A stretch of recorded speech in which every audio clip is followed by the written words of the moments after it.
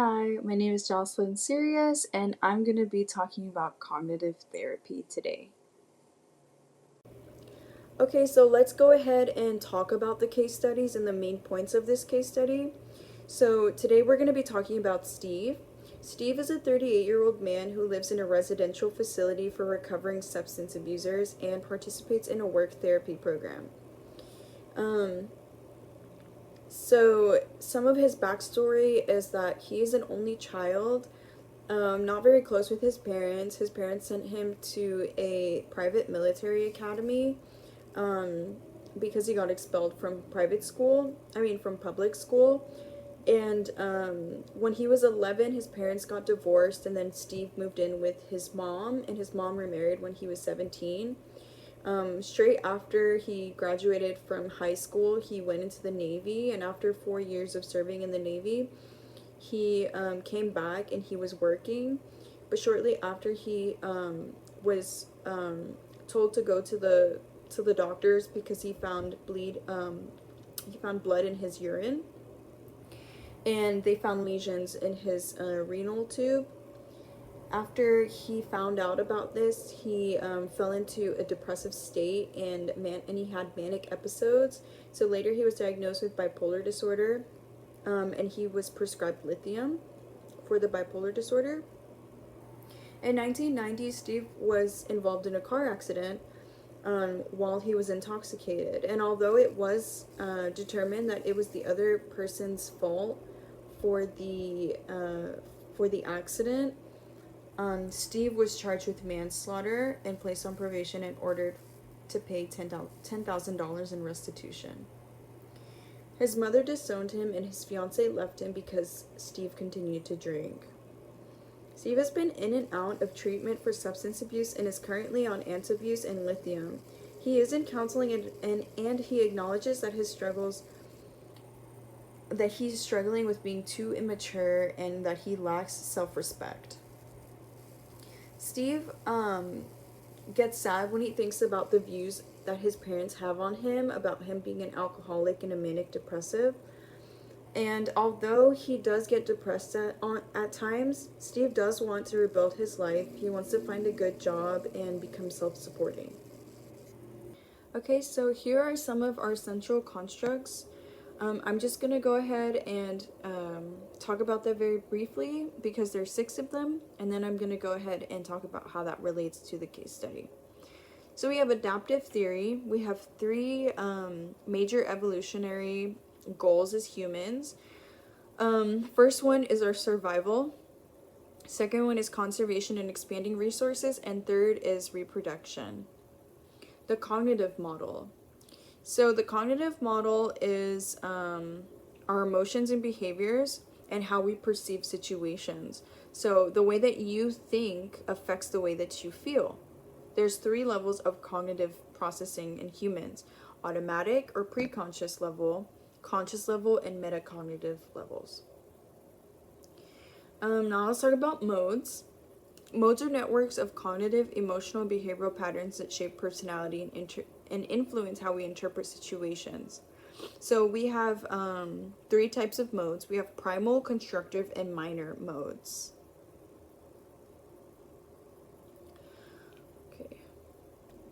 Okay, next we have schemas, beliefs, and automatic thoughts. Schemas are mental structures that help us organize and make sense of an overwhelming amount of information. Beliefs. Beliefs play a crucial role in schemas and are a key focus in cognitive therapy. There are 2 main types of cognitions important to this theory. We have core beliefs, and we also have assumptions, rules, and attitudes. Next, we have automatic thoughts. Automatic thoughts are quick, evaluative statements or images that come to mind. There are 3 types of automatic thoughts. We have distorted thoughts, accurate but distorted thoughts, and accurate but dysfunctional thoughts. Okay, how does this relate to the case study? So with the cognitive model, the way you think affects the way you feel. So in Steve's situation, he thought he was a failure to society, and that deeply saddened him. Next, we have schemas. Steve is holding some maladaptive schemas, and these schemas are influencing how he sees the world. Some of the schemas we see him operate from are I am fake and I'm a failure. And some of his manic schemas would be I am strong and powerful and I can get away with anything. Next, we have beliefs. Steve's core beliefs may be like I'm a goof off and therefore nobody loves me. The paradox of that when he's in his manic episodes is I am cool and I can do what I want. Steve may bounce back and forth between these two beliefs and that are associated with his schematic processing. Steve's intermediate beliefs are linked to his core beliefs and schemas. Steve thinks that he should please people so that they can love him and that this will make him worthwhile. When his manic schemas are activated, he thinks that people need to be good to him, or else if they don't, he gets angry and upset. Automatic thoughts. Steve has some negative automatic thoughts, such as I'm worthless, life is too hard, and all I do is disappoint others, and I'm not loved. His drinking behavior is probably accompanied by such thoughts, such as what the hell, I can handle it, and I can't stand the situation without a drink. When he's in his manic episodes, his automatic thoughts could be I'm great, others can't touch me, I'm invincible, others better be nice to me. Modes. Steve operates on several primal modes that periodically dominate his cognition and behavior. First, his feelings about his parents and perhaps some of his drinking behavior seem to flow from a loss mode because he sometimes drinks when he's depressed or upset. He is unhappy with his irresponsible behavior, indicating poor self-concept association with the loss mode as well as weak constructive modes. At other times, Steve shows overreaction of the self-enhancement mode in his manic behavior. So during these episodes, he's likely to be hyperactive and show irrational positive emotions, and have an inflated view of himself and his capacities. Okay, health. A healthy way of cognitive therapy would be using more constructive ways of thinking and being able to use conscious control to manage automatic thought patterns. Also having good problem-solving skills and having an accurate view of oneself in the world. Dysfunction. An individual's main issue is their perception of reality. The solution involves changing their thought pattern, which can lead to biochemical changes that will further influence their thoughts. Okay, so here we have the cognitive triad, which is having a negative view of oneself, a negative view of the world, and a negative view of the future, which creates that triangle. We also have cognitive distortions, disqualifying or discounting the positive, emotional reasoning, labeling, and overgeneralization. Okay, so how does this relate to the case study? Steve's most active schema is the depressogenic schema. He shows the negative triad. So he has a negative view of himself, a negative view of the world, and a negative view of the future. Although Steve's loss mode is somewhat active at present, it's not fully charged because he's not showing severe depression, just intermediate and moderate depression. Steve's lost primal mode was probably sensitized by his early experiences with his parents. His parents were very distant with him, and because they were distant with him, he interpreted that distance as rejection, based on his inadequacy and bad behavior. The victim mode might be relevant to Steve's situation as well, because he sometimes sees himself as the scapegoat. The example being his car crash. Even though it was the other person's fault, he still got charged and reprimanded. When Steve's loss mode is activated, he withdraws and drinks to escape. He shows evidence of cognitive distortion in this situation, like him thinking like it's no use, I can't do anything right, those kind of things. If Steve's victim mode is also activated,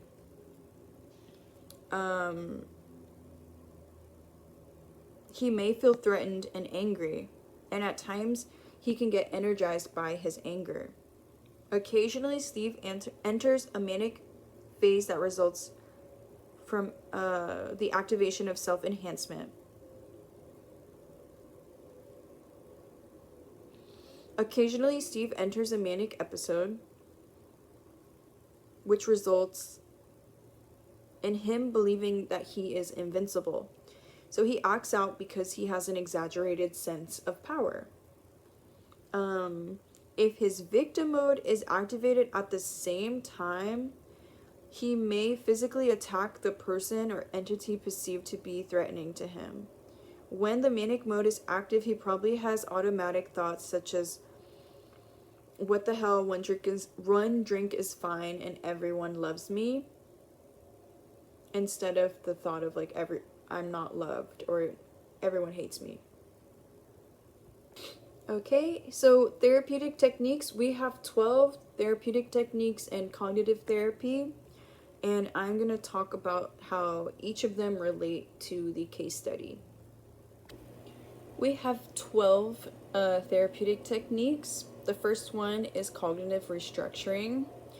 This is a general term for anything that changes client cognition. Steve has a negative thought about himself. We dispute the negative thought, try to replace it with a positive one, and with a positive rational thought so that he can avoid going back into his negative thoughts and spiraling. Next, we have homework. Homework can be any CT technique that we could tell him to use outside of therapy. So an example would be telling Steve to jot down his negative thoughts, analyzing them, and challenging these thoughts with the information that he's learned while in cognitive therapy sessions. Next, we have questioning. Questioning is the strategy of asking questions. So an example would be, we ask Steve what he thinks about when he gets mad at work. Steve says he thinks people are mean and that they hate him there. So we ask, why do you think that they hate you at work? Steve replies with his reasons that they criticize how he works. He realizes that he messes up at work, and so we ask him, okay, so what does that mean? What does that mean that they hate you, Steve? What does that mean that they hate you because they criticize you? Does that mean that they hate you when they criticize you on how you're doing at work? And Steve responds saying no, but it does trigger his thought of being a screw up, and then he gets depressed. Downward arrow. So this is just examining a thought that's like more on the surface level and trying to dig down until you reach the core belief. So an example with Steve would be, Steve is asked to examine the belief that his parents think he's an alcoholic, manic depressive. We direct Steve to assume that this is true, and we ask him what it means to him. Steve divulged that it means that his parents think badly of him, and we ask, what does that mean, that they might think badly of you? Steve replies, well, it means that I'm a failure as a person and worthless. So now we've identified the dysfunctional core belief that he has of himself. Thought recording. Steve records his automatic thought that occurred after disagreeing with a coworker. So he wrote down, she hates me, and so this leads to Steve's sadness. We review the form and find that Steve did not really convince himself with the adaptive response he devised. Although he did feel less sad, together we worked to find a response that will help Steve further reduce the sadness and eliminate it entirely. Okay, lastly we have behavioral experiments. So the example for this would be, we can develop a behavioral experiment for Steve that tests his belief that it's no use, I can't do anything right, identify something that would be right, and he could negotiate a conflict in his living situation without getting so angry and blowing up.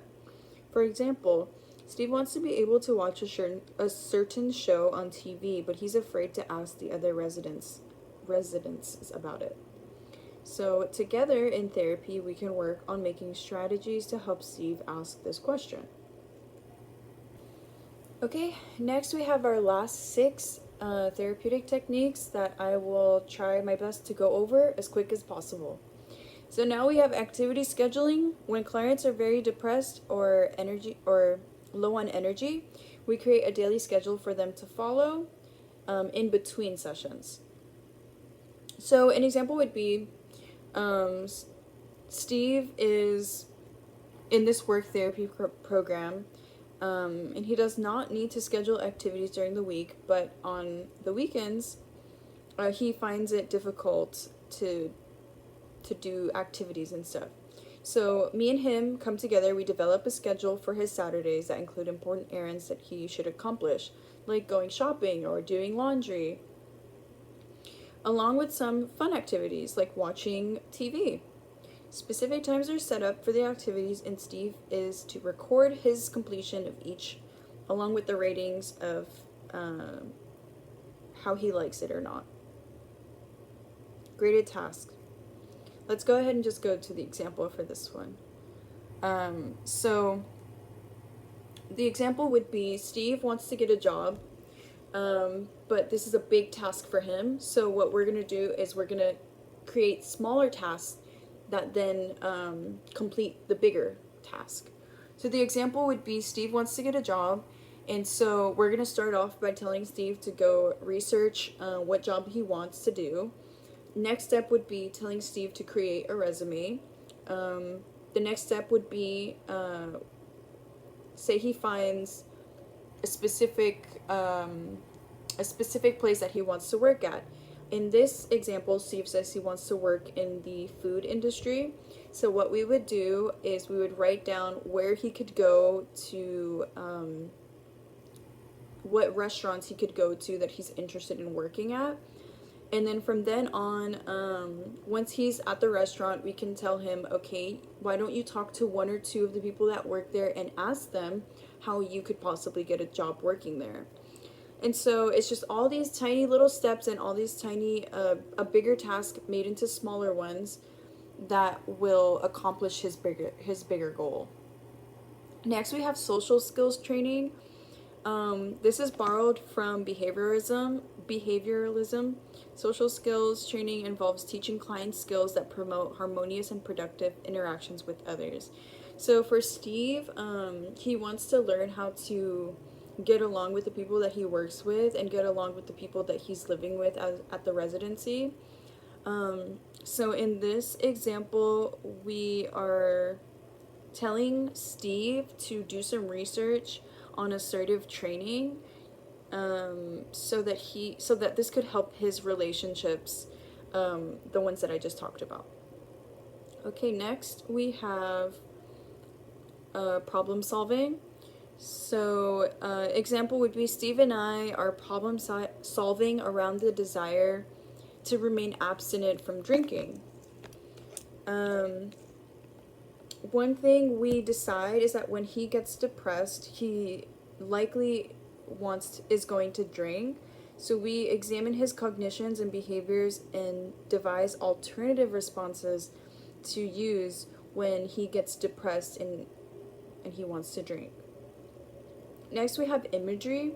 So the example would be Steve wants to work on feeling good about his interactions with his parents. He is terrified to contact his mom because his mom did disown him. So I help Steve imagine him on the phone call with his mom, and then we examine the thoughts and responses that he has based off of the role playing that we did, or the imagery that we did. Next is role playing.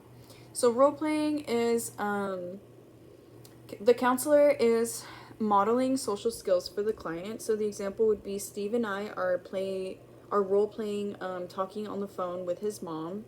So I would play the mom, and Steve would practice what he would say to me, and he would use his adaptive thoughts and not his negative automatic ones. Okay, and lastly we have reflections. So cognitive therapy has been applied to a variety of client dysfunctions, including substance abuse, which is, in this case, Steve's central issue. And I do believe that that cognitive therapy was effective with him, and that it did help him develop skills and have problem-solving skills for the future. One thing about cognitive therapy is that it may conflict with certain religions.